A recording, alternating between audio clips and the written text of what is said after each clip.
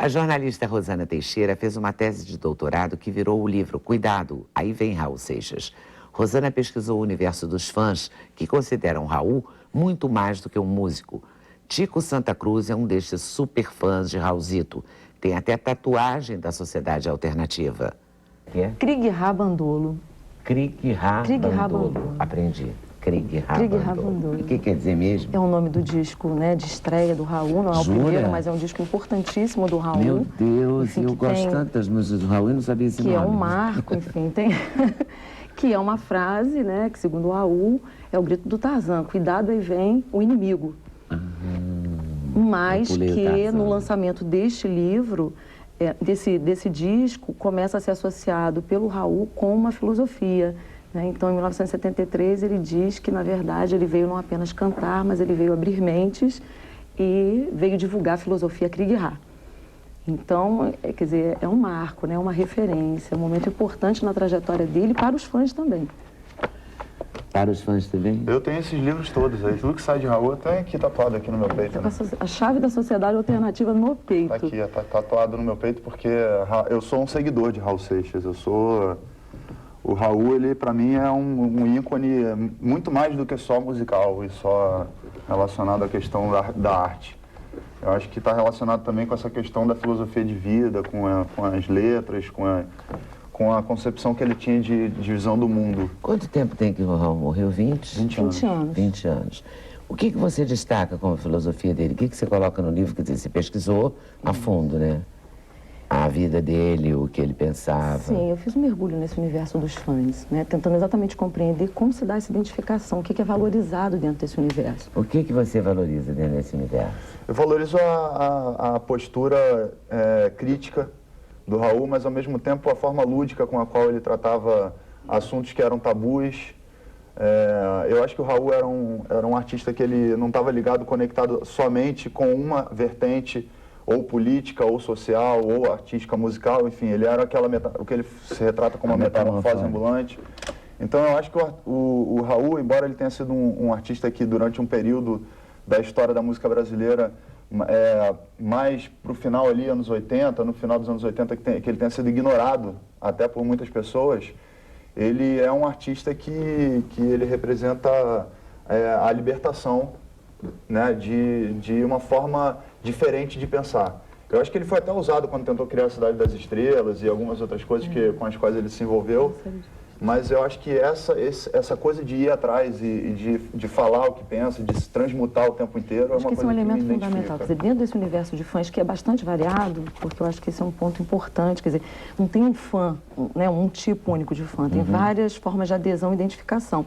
Mas, sem dúvida alguma, esse culto a Raul, ou essa ideia de que o Raul deixou um movimento, deixou um legado que precisa ser divulgado, precisa ser, né, perpetuado, passa por essa percepção de que, na verdade, a obra musical, ela é filosófica, ela é existencial, ela é política, enfim, ela tem uma outra dimensão, não se esgota apenas nesse aspecto artístico. Né? É real isso. Sem dúvida. Então passa por essa ideia de que existe ali contra o consumo, contra o enquadramento, contra o bom comportamento. O questionamento dos padrões, das convenções, tudo, né? Enfim, um outro propósito de vida, a própria ideia de que precisa haver uma transformação individual primeiro para que haja qualquer possibilidade de mudança. Né? Um mundo novo, um novo mundo depende de um novo homem. Então, para os fãs, esse é um aspecto fundamental, buscar exatamente essa transformação. E eles acreditam que nessa obra existem algumas chaves, algumas possibilidades de você encontrar, né, vamos dizer, caminhos. Né? A liberdade de reflexão, a liberdade de conhecimento, o questionamento dos padrões. E você buscou esse conhecimento sobre o Raul por quê? Não por ser fã, exatamente? Não. Mas por querer aprofundar essa filosofia? Foi absolutamente casual. Na verdade, essa questão da idolatria, dessa relação fã-ídolo, veio pelo futebol. Eu tinha feito minha pesquisa de mestrado sobre os torcedores organizados. E eles falavam muito da importância do ídolo, como que é importante você ter um indivíduo que identifique, que represente, que encarne certos valores. E a partir daquelas discussões eu falei, puxa vida, que coisa interessante, realmente. Está tão naturalizado que às vezes você não para pensar sobre essa questão, né? O que é admirar alguém? E até que ponto essa admiração, ela promove mudanças na sua vida, mudanças de comportamento, faz você pensar sobre essas questões. Não é escolher uma pessoa para você realmente admirar, não é? Nesses tempos modernos. Mas é um fenômeno, assim, bastante recorrente. Né? Que Não, claro que é. Mas a maneira como isso se dá, né? Ou como essa identificação processa, que é o segredo. Isso é que é interessante. Os ídolos já não são os Eu mesmos. acho que o mais legal é como perdura-se, porque hoje ídolos vão e vêm numa velocidade muito grande. Bastante antes. Né? Né? Então as Aquela pessoas se verdade não são identificam. tão ídolos, assim. Agora, quando Porque você... é tudo bem fabricado. Exatamente. Né? Quando você encontra uma conexão com uma pessoa que realmente representa ou representou, eu como artista, eu levo a questão do Raul, não só do Raul, porque eu tenho o Raul como um dos meus mentores, eu tenho o Renato Russo e Cazuza como a minha tríade divina. Então, o que eu quero? Eu quero levar isso adiante de alguma maneira. Eu quero que esses jovens que talvez estejam crescendo hoje com uma mentalidade totalmente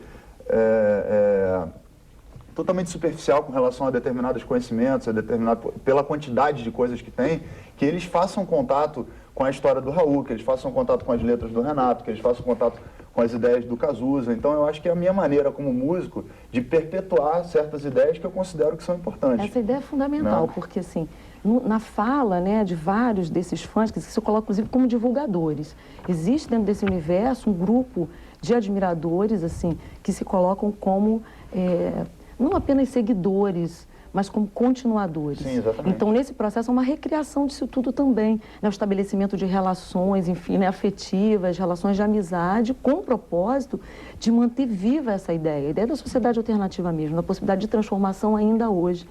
Então, é como se esse fã, ele tivesse um papel nesse projeto também, né? Então, o Raul teria deixado esse legado, a obra é compreendida como um grande legado, o seu testamento, e ele precisa ser perpetuado, precisa ser continuado, precisa ser disseminado. E eu acho que isso acontece, assim, de forma muito intensa, cada vez mais, né? No caso do Raul Seixas. Então, é impressionante. Não só para histeria de fã, é para gente que pensa mesmo. Isso é importante. Eu acho que os fãs do Raul têm um pensamento crítico um pouco mais avançado. E eu acho que eu acho que isso que é legal de um artista, quando ele consegue ser mais do que só um ponto de lucro dentro de uma sociedade consumista, entende? Quando ele começa a transformar não como verdade absoluta, mas oferecer a reflexão para quem está seguindo, entende? Então eu quero que os meus fãs, por exemplo, na medida que eu gravo um audiolivro sobre o baú do Raul, que é a história, de alguma maneira, né, do Raul, textos, músicas, pensamentos, coisas que estavam guardadas dentro desse baú dele, na verdade eu quero que meus fãs, eles leiam livros, que eles reflitam a respeito das questões políticas, e eu estou passando adiante uma ideia. Né? Então eu acho que não é só a histeria do fã, de que legal da música e tal. Eu acho que tem uma mentalidade a mais que não é tão simples de você manter dentro de um mercado altamente consumista. Né? E eu acho que isso é o que é importante. É interessante porque, quer dizer, na verdade temos aqui o depoimento do artista, quer dizer, ele tem uma posição importante nesse campo, mas nós temos assim aqueles fãs, né, que cotidianamente estão preocupados com essa disseminação. Então a internet, por exemplo, é um lugar interessante para se pensar a comuna Raul Seixas. Na verdade, a minha pesquisa eu comecei por aí. Pela comuna, porque eu descobri, assim, de uma forma muito casual o fenômeno. Né? Não o Raul Seixas, mas o fenômeno. Foi numa entrevista do Silvio Passos, que é o presidente fundador do Raul Rock Club, né? Que é o fã-clube oficial, que conheceu o Raul Seixas, enfim, isso desde os anos 80. Então, ele criou uma comunidade, né, na internet, assim, em 2002, e aí essa comuna acabou se tornando um grande polo, né, assim, aglutinador desses diferentes fãs. Nem parece que Raul Seixas já morreu há 20 anos. Marco Mazzola foi amigo e produtor musical de Raulzito e lembra a data com o lançamento do CD e DVD 20 anos sem Raul Seixas. O kit tem os grandes sucessos de Raul e tem também imagens e músicas inéditas e letras proibidas pela ditadura. E que tanta honestidade no espaço se perdeu, que Cristo não desceu lá do céu. E o veneno só tem gosto de mel. Por que a água não matou a sede de quem bebeu? Quem bebeu, né? Então, por que você tem a caneta e não consegue escrever? Por que você tem as canções lindas e que você não consegue cantar? E isso passou na censura, o cara vai e libera, entendeu? Então, nesse meio tempo, eles tinham um projeto que eles estavam... enfim, a ditadura estava muito em cima deles, porque viviam um clima de muita tensão em volta da sociedade alternativa, né? Porque o Raul e o Paulo, quer dizer, o Paulo era aquele louco, né, que era um hippie, né, que vendia as loucuras para Raul Seixas. E o Raul era aquele cara careta, executivo, de malinha. E tanto que quando eu conheci... O Raul Careta que é maravilhoso quando você fala isso. Eu fico sem acreditar. Mas era, É isso mesmo? Mas era mesmo. Era mesmo. Então, Quer quando dizer que eu o Paulo conheci... Coelho foi doido sempre. Não, sempre foi doido, né? E o que é engraçado nessa história, o que assim, interessante, é que quando o Raul foi chamava-se Raulzito, né? Foi levar o Sérgio Sampaio para mostrar a música, eu quero botar um bloco na rua. Ele chegou de terno, óculos, tudo arrumado, cabelo penteado. E, enfim, estava a direção da companhia inteira lá, que era a Philips, e ele saiu comigo e eu perguntei ele, você faz o que na CBS? Ele me disse, eu sou produtor da CBS. Eu falei, você produz quem? Ele falou, Vanderlei Cardoso, Jair Adriane, mas eu tenho um grupo chamado Raulzito, Seus Panteras. Eu falei, você pode mostrar uma música? Aí ele falou assim, quero, mostra. Você tem um violão? Tem. Aí ele entrou numa sala assim do lado, penteou o cabelo, tirou o paletó, tirou o óculos, largou a mala e cantou para mim o Let Me Sing. Let Me Sing, Let Me... Eu falei, essa música é sua? Aí ele falou assim, a música é minha. Eu falei, por que você não grava isso? Ele falou, lá na CBS, lá só gosto de eu não posso fazer nada diferente. Eu tenho que fazer... E no meio da música tinha o Jacques do Pandeiro, era o Luiz Gonzaga, Luiz Gonzaga com essa coisa toda do rock and roll, do Let Me Sing, que era a coisa do Elvis com a música brasileira, né? Eu falei, pô, aguenta aqui. Aí fui lá na sala que estavam todos e disse, cara, o cara é um gênio que está aí do lado. Aí quando eu voltei, ele mostrou Ouro de Tolo, parte do Ouro de Tolo. Eu falei, pô, não é possível. Aí ele Você está brincando comigo. então, o meu coração não aguenta, eu louco para querer fazer um disco, né? Cheguei para o Menescal, ele falou, Menescal, eu queria produzir um artista. Ele falou assim, você contrata, produz ele, mas pelo amor de Deus, não traga ele aqui na minha sala, pô, não quero mais problema. Porque a companhia era muito grande, né? A FISP na época era muito grande. Aí eu fomos fazendo loucuras dentro do estúdio, a gente fez o Let Me Sing, escrevemos a canção no festival e a música ganhou o Festival da Canção, né? E, consequentemente, a gente começou a fazer grande sucesso. E, automaticamente, eles começaram a ser vigiados pela ditadura, pelo exército, enfim, todo mundo não podia fazer mais nada. Então, até que foram chamados, disse, olha, o negócio é o seguinte, calma que vocês já estão agitando demais, se a sociedade alternativa...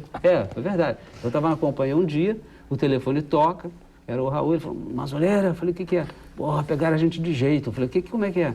Porra, estamos aqui no DOPS, não sei o quê, babá, e estão querendo que a gente se mande. Aí eu falei, mas como que é isso? Eu vou arranjar um advogado para ir. Não, fica tranquilo que eu acho que a gente já está conseguindo sair. Aí saiu de lá e tal, veio para a companhia de noite e estava definido que eles tinham que sair mesmo do Brasil, né? Tinha que dar um tempo, vamos falar assim. Aí ele, muito inteligente, ele virou e falou assim, poxa, eu vou pegar todo o sucesso que nós já estamos aí, eu vou verter para o inglês e vou levar para apresentar para produtores nos Estados Unidos, para ver se a gente consegue viver nos Estados Unidos com a nossa música, porque aqui já não está dando mais.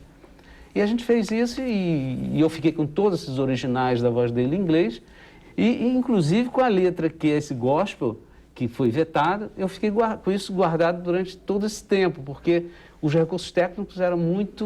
não dava para fazer como hoje em dia você consegue pegar uma voz, afinar a voz, editar a voz, aquilo não existia. Então, eu vim batalhando, até que eu consegui, agora, em 2005, fazer com que recuperar a voz dele para eu fazer, então, o arranjo da música em cima e fazer com que isso pudesse chegar ao grande público. A música entrou no Rebu com essa letra? Entrou com a letra substituta. Depois que essa foi vetada pela censura. Neste DVD e neste CD, a letra é original. A letra é original, a gravação, ela é uma gravação 74 nova. A letra. 74. A gravação, eu fiz tudo, chamei o Frejá, chamei assim, uma galera nova, chamei um vocal gospel para cantar também e para dar um sentido assim, da coisa...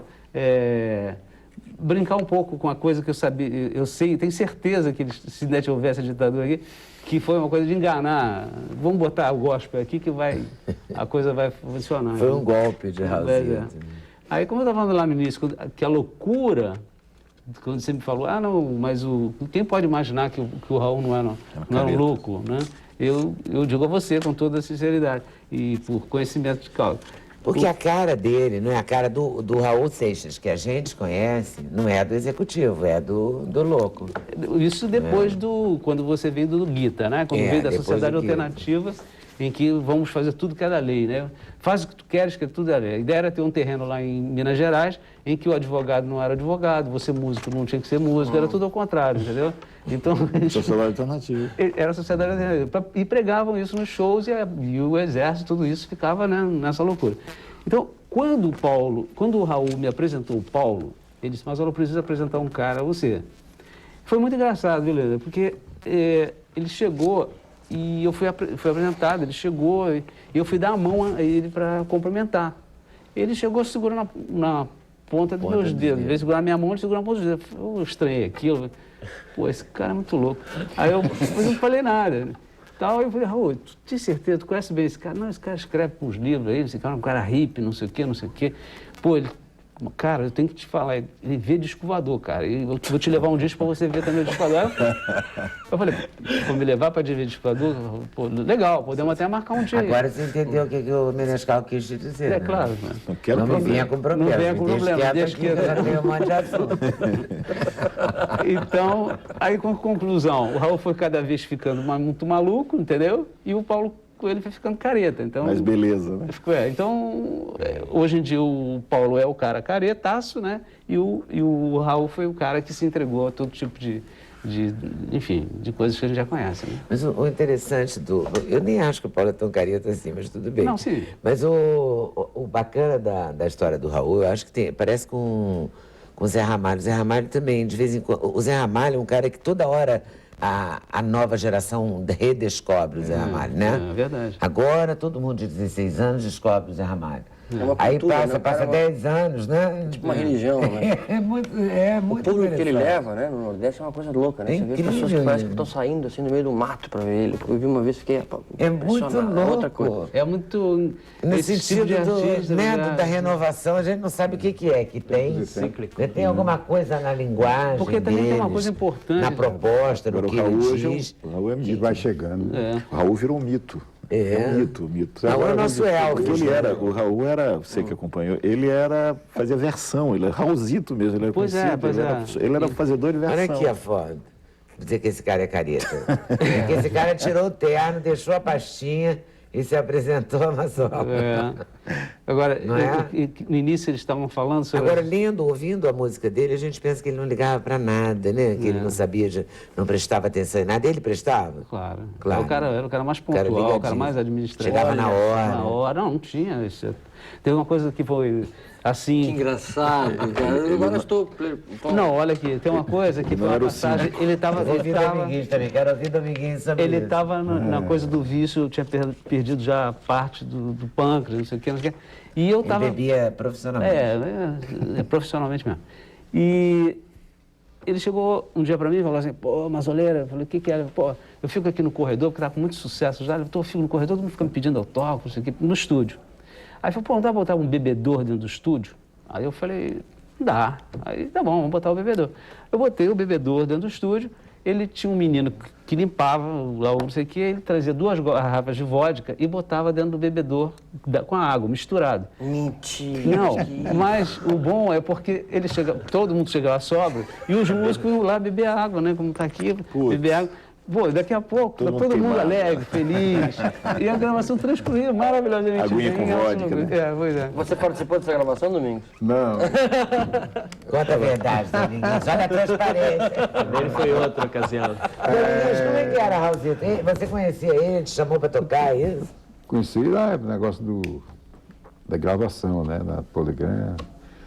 E eu também conheci ele ali naquele pontinho que tem ali junto à Philips, no corredorzinho que tem ali, na entradinha, ali perto do Dance Brasil, a avenida ali. O estúdio, o escritório, né? Avenida Rio Branco. Era ali. A gente estava falando da Philips localizada exatamente aonde? Avenida Rio Branco. Na Avenida Rio Branco. Edifício... Não, era na esquina, era o último prédio da Avenida Rio Branco, tinha os estúdios que era na 185 e o 311 era onde tem... Ali era um ponto. É. Ali, Agnaldo Timóteo, todos os artistas ficavam por ali, Raul ficava sempre ali, conversando besteira e falando com as pessoas, tudo uma boa, assim. Sem mais delongas. Eu conversava E com a aí você gente foi brincando. tocar e... Porque ele te chamou? Tá uma sanfoninha lá numa música dele lá. E eu era músico de estúdio também. Nessa época da CBS, eu gravava com todo o cast da CBS, né, que o Evandro era o produtor de Roberto Carlos e era o presidente da CBS. O Evandro, que era o presidente. Aí eu gravava ali, estava todo mundo, o Raulzito, ali, eu gravava o quê? Antes dos anos 60. Eu estava gravando ali, porque quando a Bossa Nova apareceu e acabou com o acordeon, né, que acabou mesmo. Todo mundo tocava acordeon, botou debaixo da cama e passou para o piano e outros instrumentos. E o acordeon ficou obsoleto. Mário Mascarenhas fez um grande festival de sanfona no Maracanãzinho, 500 acordeon, aquele piado todo, aí no outro dia acabou-se. Aí foi que acabou mesmo. A gente está falando de que tempo? Porque eu me lembro que ali na Rio Branco tinha um edifício chamado Edifício São Borja, pode ser? Pode. E era Odeon? Não, o São Que Borja era não ali? era Odeon. Porque eu me lembro do Dista Clara, eu moro no Rio há 30 e poucos anos. É. Agora eu não estou lembrando quantos O anos. São Borja exatamente, mas é pouco. mais de 30. É pouco. É pouco? Obrigado.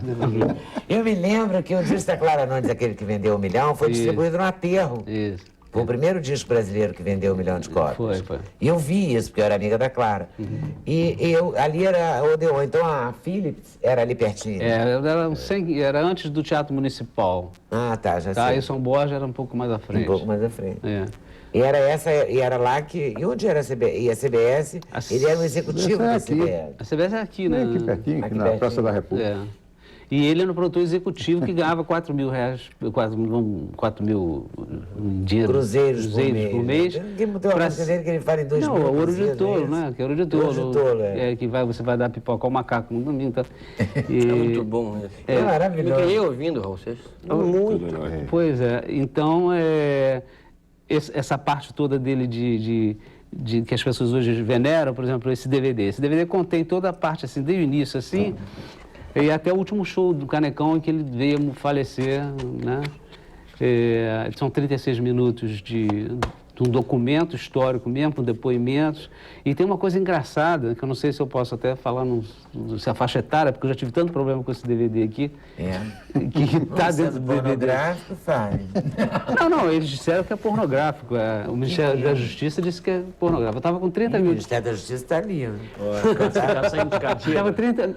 Tinha 30 mil discos prontos, DVD prontos, né? E nós mandamos, porque tem que mandar mesmo para uma orientação para faixa Pra etária. classificação Classificação.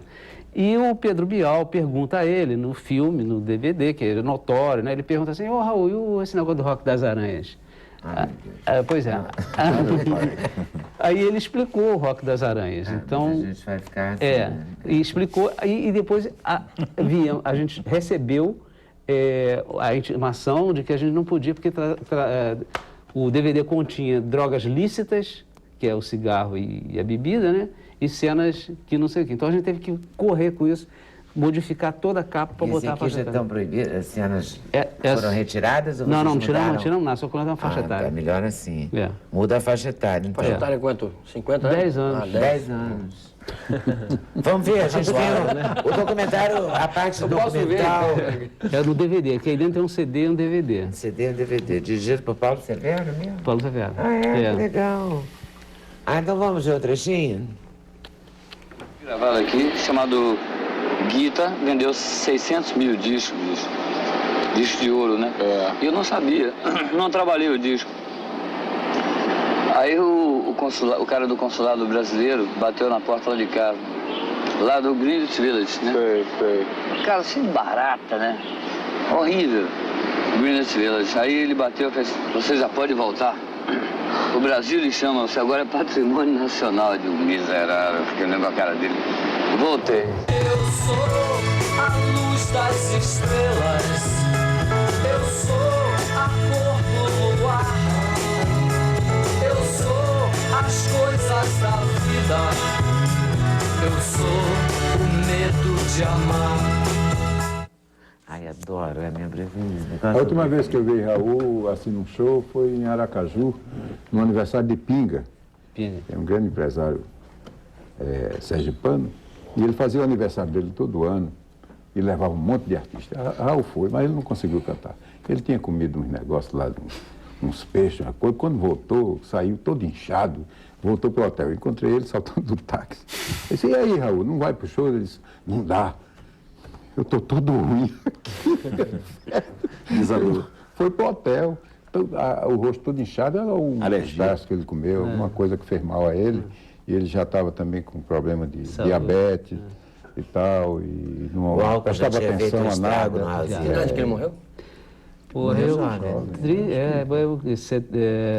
80... 20 anos, né? São 37 anos. Nossa, muito novo. Nossa, É muito novo, né? um menino, praticamente. Foi. E essa coisa da geração que você falou dos 15 aos 22, né? É. Porque tem uma coisa muito louca nessa geração, da formação dessa geração. Ele é um cara meio místico, assim, né? A figura dele te dá uma... Ó, você viu, teve uma passeata agora na sexta-feira, em São Paulo, passeata do Raul, né? Que eles fazem todo ano, tinha mais de 25 mil pessoas. No próximo bloco, Moraes Moreira com as histórias e as músicas dos tempos dos Novos Baianos.